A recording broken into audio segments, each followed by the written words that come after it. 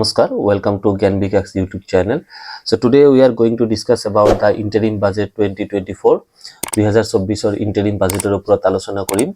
Etia interim budget শব্দটোৰ অৰ্থ কি হৈছে কি interim budget কি final budget এৰ দৰে একে নেকি তো প্ৰথম উত্তৰটো হল যে interim budget does not equal or does not similar to final budget এৰ দৰে interim budget নহয় interim budget এই বছৰ দিয়াৰ মেইন পাৰপাসটো কি যে আমি জানো কি ইতিমধ্যে ইলেকশন লোকসভা ইলেকশন আৰম্ভ হ'ব গৈ আছে তো ইলেকশনৰ সময়ত যোনটো আমাৰ নতুন সৰকাৰ আহিব নতুন সৰকাৰে ফাইনাল বাজেটটো প্ৰেজেন্ট কৰিব তো যেহেতু আমাৰ তাতে কি হয় ইলেকশন হয়তো এপ্ৰিল মাহ মানত হ'ব তো ইয়াতে ফেব্ৰুৱাৰীৰ পৰা এপ্ৰিলৰ লৈকে যোনটো আমাৰ এটো কি হয় প্ৰপোজড বাজেট বলি আমি কব পাৰো এটু প্রপোজড বাজেট এই সরকারে কি করিলে ফাইনালাইজ করিলে কিন্তু আফটার ইলেকশন যেতে নতুন সরকার আহিব নতুন সরকারে এই বাজেটের উপর এনালাইসিস করিব তো এই বাজেটটো হিয়তের মতে রাখিব পারে বা কিছুমান চেঞ্জেস করিব পারে তো সেই কারণে এই বাজেটটো ফাইনাল বাজেট বলি আমি কব নোৱাৰো it is a proposed budget just for the election is coming jiman din loike election no hoy himan dinor karone etu is eta proposed budget ba interim budget etu present korise তো ইয়াতে interim budget হিসাবে কিছুমান কথা উল্লেখ কৰিছে আৰু আমাৰ জানাটো দৰকাৰ কি ইন্টাৰিম বাজেটৰ কি পইণ্ট আছে তো ইন্টাৰিম বাজেটৰ এই ভিডিওৰ জৰিয়তে মই যিমানখিনি পাৰো আপোনালোকৰ ওচৰত মেইন টপিক বোৰ লৈ আহিছো প্ৰতিটো সেগমেন্টক পাৰ্ট কৰি আপোনালোকৰ ওচৰত লৈ আহিছো সো প্ৰথমতে আমি আলোচনা কৰিম ডাইৰেক্ট ট্যাক্সৰ ওপৰত কিছুমান ডিসিশন লোৱা হৈছে আমি জানো কি ভাৰতবৰ্ষত কি আছে ট্যাক্স দু ধৰণৰ হয় এটা হৈছে ডাইৰেক্ট ট্যাক্স আৰু এটা হৈছে ইনডাইৰেক্ট ট্যাক্স তো ডাইৰেক্ট ট্যাক্সৰ অৰ্থটো হৈছে যোনটো ট্যাক্স কি হয় टैक्स पेयर जने डायरेक्टली गवर्नमेंट पेमेंट करे जेनेकुआ कि इनकम टैक्स हम डायरेक्टली पेमेंट करू तो हे कारणे एटुक डायरेक्ट टैक्स বুলি কোৱা হৈছে আৰু ইনডাইৰেক্ট ট্যাক্স মানে কাস্টমাৰে ইনডাইৰেক্ট ট্যাক্স মানে হৈছে যেতিয়া ট্যাক্স পেয়াৰে ডাইৰেক্টলি পেমেন্ট নকৰে কোনোবাৰ ভায়া হৈ হেতু যায় কোনোবাৰ ভায়া হৈ এটো পেমেন্ট হৈ আছে তাক কোৱা হৈছে ইনডাইৰেক্ট ট্যাক্স আৰু ভাৰতবৰ্ষৰ ইনডাইৰেক্ট ট্যাক্স এতিয়া কি GST goods and service taxes তো প্ৰথমতে ডাইৰেক্ট ট্যাক্সৰ ওপৰত কিছুমান প্ৰপোজাল আছে তো প্ৰথম পইণ্টত আছে দ্য ফাইনান্স মিনিষ্টাৰ কি কৈছে announce that the tax rate will retain the same 2024-25 যোনটো ট্যাক্স ৰেট মানে ট্যাক্স স্ল্যাবটো আছে একে থাকিব 2023-24 দৰে আৰু কি কৈছে 7 লাখ টকা লৈকে যাৰ ইনকাম আছে তাৰ কোনো ধৰণৰ ট্যাক্স দিব নালাগে Next up is 22% tax rate for corporate tax will apply for the existing domestic company. যোনবিলাক ইতিমধ্যে আমাৰ domestic company মানে ইন্ডিয়ান কোম্পানী আছে ইন্ডিয়ান কোম্পানীৰ ওপৰত 22% corporate tax এতিয়াও কি আছে নিশ্চিত কৰিছে আৰু 15% কৰিছে নতুন কিছুমান ম্যানুফ্যাকচাৰিং কোম্পানী আহিছে এই নতুন ম্যানুফ্যাকচাৰিং কোম্পানী বোৰৰ কাৰণে কি কৰিছে 15% তো এতিয়া মনত থাকিবনে কি এক্সিস্টিং ডমেস্টিক কোম্পানীৰ কাৰণে কিমান পাৰ্সেন্ট 22% corporate tax আৰু 15% কি কৈছে নিউ ম্যানুফ্যাকচাৰিং কোম্পানীৰ ওপৰত Next step কৈছে the finance minister announced that direct tax collection have more than tripled over the last 10 years কৈছে finance minister এটো announce কৰিছে যে যোৱা 10 বছৰৰ মানে 10 বছৰত যোনটো আমাৰ ট্যাক্স কালেকশন আছিল এই 10 বছৰত কি হৈছে আমাৰ ট্যাক্স কালেকশন 3 গুণ হৈ গৈছে আগতে ইমান ট্যাক্স মানুহে পেমেন্ট কৰা নাছিল কিন্তু আজিকালি মানুহ ইমান ট্যাক্স পেমেন্ট কৰিছে ইমান ৰুলস ৰেগুলেশন লৈ আহিছে আৰু সেই কাৰণে কি হৈছে ট্ৰিপলড হৈছে 3 গুণৰ के बेसी टैक्स कलेक्शन হৈছে আৰু number of tax return filers 2.4 times মানে আৰু ট্যাক্স দিয়া মানুহবৰ কি হৈছে এতিয়া দ্বিগুণতকৈ বেছি হৈছে নেক্সটত কৈছে on the other hand average processing time for tax return আৰু ট্যাক্স ৰিটাৰ্নৰ সময়টুক এতিয়া কি হৈছে ৰিডিউস হৈ গৈছে যোনটো আমাৰ 2013-14 93 ডেজ লাগিছিল ট্যাক্স এটা পেমেন্ট কৰাৰ পিছত তাৰ প্ৰসেসিংত আজিকালি এটো কিমান দিন লাগে 23-24 এটো কিমান দিন লাগিছিল 10 দিন লাগিছিল সব কিমান ইজি আৰু কিমান ৰ্যাপিড হৈ গৈছে কিমান ফাস্ট হৈছে পইণ্টত আছে গুডস এন্ড সাৰ্ভিস ট্যাক্স আৰু গুডস এন্ড সাৰ্ভিস ট্যাক্সৰ প্ৰথম পইণ্টত কি কৈছে the finance minister announced that the average monthly gross GST collection has doubled to rupees 1.66 lakh crore in কি কৈছে financial year 2024 কৈছে যে আমাৰ কৈছে মান্থলি যোনটো এভারেজ মান্থলি গ্রস মানে জিএসটি কালেকশন হয় এভারেজ মান্থলি জিএসটি কালেকশন কিমান হয় 1,66,000 crore মানে এক মাহ হিসাবে যদি আমি চাও 2023-24 ইমানখিনি কালেকশন হৈছে তাৰ পিছত কৈছে there has been an increase in the tax buoyancy of the state revenue আৰু কি কৈছে 0.72 ইন 12-16 আছিল and 1.2 in post GST period 17 পৰা 23 কৈছে জিএসটি মানে ইমপ্লিমেন্টেশন কৰাৰ আগতে কি কৈছে স্টেট ৰাজ্যিক যোনটো ৰাজ্যিক ৰেভিনিউ আছে ৰাজ্যিক ৰেভিনিউৰ কিমান আছিল 0.72 আছিল অন এন এভাৰেজ কিন্তু জিএসটিৰ পিছৰ পৰা এটো বাঢ়ি পেলাই কিমান হৈছে বাঢ়ি পেলাই হৈছে 1.2 Next কৈছে the finance minister announced that the same custom rate to একে থাকিব including import duties will retain 2024-25 মানে 2024-25 ত যিখিনি মানে আপোনাৰ কি আছে কাস্টম ৰেট আছে এই কাস্টম ৰেটটো আগৰ দৰে সেম থাকিব Next কৈছে road map from or viksit bharator karone কিছুমান ডিসিশন লৈছে viksit bharator aim কিমান সনলৈকে আছে 2047 তো ইয়াতে কৈছে this year the budget took a viksit bharat theme ও কৈছে এই বছৰ কি বাজেটত কি viksit bharator যোনটো সিদ্ধান্ত viksit bharator যোনটো পৰিকল্পনা এই বাজেটত লোৱা হৈছে with the government visualizing a developed India by 2047 আৰু ভাৰতবৰ্ষত কি কৈছে developed India এতিয়াতো ভাৰতবৰ্ষ কি আছে ডেভেলপিং কান্ট্ৰি হৈ আছে কিন্তু 2047 চনৰ ভিতৰত ভাৰতবৰ্ষ কি এটা ডেভেলপড কান্ট্ৰি বুলি মানে বনোৱাৰ এটা পৰিকল্পনা সৰকাৰে হাতত লৈছে আৰু তাৰ কাৰণে চাৰিটা পিলাৰ ভাৰতবৰ্ষৰ চাৰিটা পিলাৰৰ ওপৰত গুৰুত্ব দিছে গৰীব মানে পোৰ মহিলা মানে ওমেন যুৱা মানে ইয়ুথ আৰু অন্নদাতা মানে farmers this are the four pillars of Viksit Bharat budget 2024 এটা একটা কোশ্চেন আহিব পারে what are the various four pillars তো ইয়াত এটো কথা আপোনালোকে জানা থোৱা দৰকাৰ নেক্সট কৈছে there will be a substantive development for all form of infrastructure physical ইনফ্ৰাষ্ট্ৰাকচাৰে হওক ডিজিটাল হওক আৰু সোশিয়েল ফিজিক্যালৰ ভিতৰত এটো কি বুজাইছে ৰোড বুজাইছে ডিজিটালৰ ভিতৰত আপোনাৰ টেকনলজিক্যাল বুজাইছে আৰু সোশিয়েলৰ ওপৰত আপোনাৰ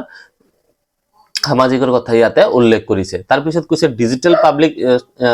infrastructure DPI will promote formalisation and financial inclusion তাৰ পিছত কৈছে the government plan to deepen and widen the tax base via কি কৈছে GST government plans to deepen and widen the tax base via GST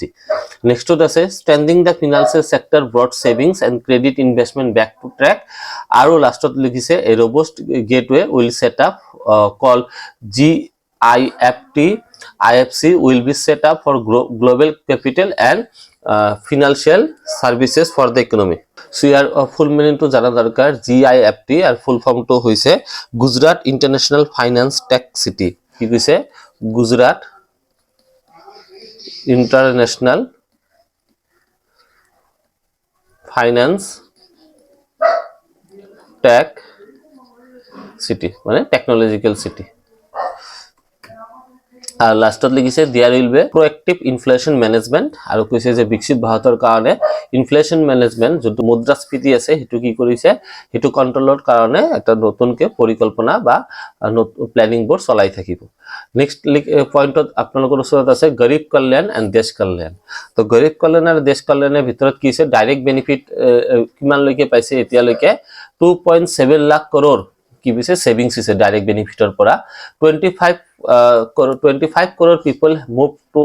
moved out of the multidimensional poverty under PM Samnidhi তো ইয়াৰ ফুল form তো কি আছে যে prime minister street মনত ৰাখিব street ভেন্ডাৰ্স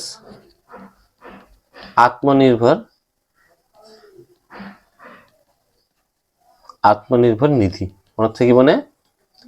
street ভেন্ডাৰ্স আত্মনিৰ্ভৰ নিধি তাৰ জৰিয়তে কিমান স্ট্ৰিট ভেন্ডাৰ উপকৃত হৈছে 78 লাখ স্ট্ৰিট ভেন্ডাৰ টিল টুডে এম্পাৱাৰিং ইউথৰ ওপৰত কিছুমান কথা ইয়াতে দিছে প্ৰথমত দিছে 1.4 crore youth have been trained under skill india মিশনৰ জৰিয়তে এতিয়ালৈকে 1.4 crore youth এতিয়ালৈকে কি হৈছে ট্ৰেইনড হৈছে নেক্সটত কৈছে fostering entrepreneurship aspiration of youth 43 crore loans have been sanctioned under the PM Mudra Yojanaৰ জৰিয়তে এতিয়ালৈকে 43 crore loan এতিয়ালৈকে sanction কৰা হৈছে a corpus of rupees 1 crore to fund tax savvy youth with a 50 year interest free loan তাৰ মানে এতিয়ালৈকে 1 লাখ কোটি টকা দিয়া হৈছে মানে ইয়ত সকলক বেসিক্যালি কোন সেক্টৰত টেকনলজিক্যাল সেক্টৰত আৰ যাৰ ইন্টাৰেস্টটো দিব নালাগে ইন্টাৰেস্ট ফ্ৰি আছে ওয়েলফেয়াৰ অফ ফাৰ্মাৰ্স अन्नदाता বুলি কৈছে যাক তো ফাৰ্মাৰৰ কি কাৰণ উপকৃত হৈছে there has been direct financial assistance provided 11.8 crore farmer under PM Kisan স্কিমৰ আন্ডাৰত এতিয়ালৈকে কি কৈছে 11 কোটি 8 লাখ টকা এতিয়ালৈকে লোন হিচাপে মানে সাহায্য প্ৰদান কৰা হৈছে crop insurance has been given 4 crore farmers given to 4 crore farmers crop insurance দিয়া হৈছে 4 crore ফার্মারক 4 কোটি ফার্মারক এতিয়ালৈকে কি দিয়া হৈছে কৃষকহঁতক কি দিয়া হৈছে ক্রপস ইন্স্যুরেন্স কৰি আছে তাৰ মানে হিয়তে যোনবিলাক ক্ৰপ হাৰ্ভেস্টিং কৰে তাৰ ওপৰত ইন্স্যুৰেন্স কৰি দিছে আন্ডাৰ পিএম ফসল বীমা যোজনাৰ নেক্সট কৈছে নাৰী শক্তিৰ ভিতৰত প্ৰথমত আছে 30 crore মুদ্রা যোজনা লোন কি কৈছে এতিয়ালৈকে দিয়া হৈছে 30 crore মুদ্রা যোজনা লোন দিয়া হৈছে women entrepreneurship develop কৰাৰ কাৰণে there has been an increase in female enrollment in higher education ত এতিয়ালৈকে কি হৈছে মহিলা সংখ্যা বৃদ্ধি পাইছে by 28% in the past 10 years last 10 বছৰৰ ভিতৰত এতিয়ালৈকে 28% বৃদ্ধি পাইছে there is 43% of female enrollment in STEM কোৰ্সৰ আন্ডাৰত কিমান হৈছে 43% মহিলা তাতে কি কৰি আছে নাম ভৰ্তি কৰিছে তো STEM ইয়াৰ ফুল ফৰ্মটো মই লিখি দিও science technology engineering and mathematics মনত থাকিবনে science technology engineering and mathematics নেক্সটত কৈছে 1 crore women are assisted by 83 lakh SSG to become লাখপতি দিদিস আৰু এইটো পইণ্টৰ কি উল্লেখ কৰিছে যে এতিয়ালৈকে 1 crore মানে 1 কোটি মহিলা হতে কি পাইছে সাহায্য পাইছে কি 83 লাখ মানে 83 লাখ সেলফ হেল্প গ্ৰুপৰ জৰিয়তে গ্ৰীণ এনাৰ্জিৰ ওপৰত কিছুমান ডিসিশন লোৱা হৈছে যেনেকৈ financial assistance for the procurement of biomass aggregation machinery তাৰ পিছত কি লাগিছে ৰূপটপ সোলাৰাইজেশন এটো আমি পাইছো আমাৰ অসম চৰকাৰক কি কৰিছে যিমানখিনি বিল্ডিং বনাব বা নতুন ঘৰ বনাব এটো ম্যান্ডেটৰি কৰি দিছে কি ৰূপটপ মানে সোলাৰ কৰাৰ কাৰণে এটো সেন্ট্ৰেলতে এটো ডিসিশন লৈছে the government also plans to adopt ই-বাসেছৰ ওপৰত গুৰুত্ব দিব ফৰ পাবলিক ট্ৰান্সপোৰ্টেশন আৰু ই-ভেহিকল ইকোসিস্টেম মানে ব্যাটাৰি গাড়ীবোৰৰ ওপৰত গুৰুত্ব দিব A new scheme for biomanufacturing and biofoundry will be launched to support the environment of friendly alternative. আৰু 1.3 lakh LED street light will be installed under the SNPL. SNPL er full form to কি আছে SNPL er full form to জানিব পাৰি street light national program. Street lighting national program. ঠিক আছে এটো street SLNP Street Light National Program এটো ইয়াতে মই টাইপ কৰা হয়তো ভুল হৈছে Street Light National Program ইনফ্ৰাস্ট্ৰাকচাৰ আৰু ইনভেস্টমেন্ট কৈছে গভৰ্নমেন্ট প্ল্যান কৰিছে ইমপ্লিমেন্ট 3 মেজৰ ৰেলওয়ে কৰিডোৰ প্ৰোগ্ৰামৰ being energy material and cement corridor আৰু পোৰ্টৰ ওপৰত গুৰুত্ব দিছে হাই ট্ৰাফিক ডেন্সিটিৰ ওপৰত গুৰুত্ব দিছে আন্ডাৰ পিএম গতি শক্তি স্কিমৰ ওপৰত নেক্সট কৈছে foreign investment will be promoted via bilateral investment treaties to be negotiation দুটা দেশৰ মাজত ইনভেস্টমেন্টৰ প্ৰপোজালৰ ওপৰত ডিপেন্ড কৰি পেলাই কি কৰিছে ফৰেন ইনভেস্টমেন্টৰ ওপৰত গুৰুত্ব দিব expansion of existing airport and comprehensive development of new airport under the Udan স্কিমৰ আন্ডাৰ কি এক্সিস্টিং এয়াৰপোৰ্ট আৰু কম্প্ৰিহেনসিভ ডেভেলপমেন্ট কৰিব নতুন এয়াৰপোৰ্টৰ ওপৰত উড়ান স্কিমৰ ফুল ফৰ্মটো কি আছে উড়ে দেশ কা আম নাগৰিক মনত ৰাখিবনে উড়ে দেশ কা আম নাগৰিক Next point কি আছে urban transformation will occur under the metro railway and Namo Bharat project healthcare er oporot kise the government is actively encouraging cervical cancer vaccination for girls aged 9 to 14 years government কি plan কৰি আছে cancer vaccination দিব কাক ছোৱালী হতৰক যাৰ বয়স 9 পৰা 14 বছৰ তাৰ পিছত কি কিছে সক্ষম anganwadi and Poshan 2.0 scheme would expected upgradation of the Anganwadi centre বিলাকক ডেভেলপ কৰাৰ কাৰণে হেতৰ ওপৰতে গুৰুত্ব দিব ইউইন platform will be roll out for the initiation of the effort of mission ইন্দ্ৰধনুষৰ কাৰণে ইউইন প্ল্যাটফৰ্মৰ জৰিয়তে ইন্দ্ৰধনুষৰ প্ৰগ্ৰামটো চলাব ইন্দ্ৰ ফুল ফৰ্মটো হৈছে digitalise India's universal immunisation programme Health coverage under the Ayushman Bharat scheme will be extended for all ASHA karmir কাৰণে কি কৰিছে আয়ুষ্মান ভাৰতৰ স্কিমটো বঢ়াব Anganwadi workers and the helpers A committee will be formed to study the issues faced in setting up more medical colleges আৰু যদি medical college লাগে তাৰ ওপৰত গুৰুত্ব দিয়াৰ কাৰণে এটা কমিটিও কি ফৰ্ম কৰিবা হাউজিংৰ ওপৰত কি গুৰুত্ব দিছে প্ৰধানমন্ত্ৰী আৱাস যোজনা মানে is close to achieve